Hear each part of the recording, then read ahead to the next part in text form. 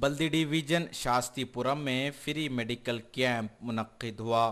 کل ہند مجلس اتحاد المسلمین کی جانب سے اویسی ہلز میں فری میڈیکل کیمپ کا افتتاح رکن اسمبلی حلقہ چارمینار سید احمد پاشا قادری کے ہاتھوں عمل میں آیا۔ مختلف امراض کے ڈاکٹروں نے مریضوں کے چیک اپس کرتے ہوئے انہیں مفت دوائیں بھی دی گئی۔ اس موقع پر رکن اسمبلی کے ہمراہ کارپوریٹر محمد مصباح الدین کے علاوہ سرگرم مجلس کے کارکنوں کی کثیر تعداد بھی موجود تھی۔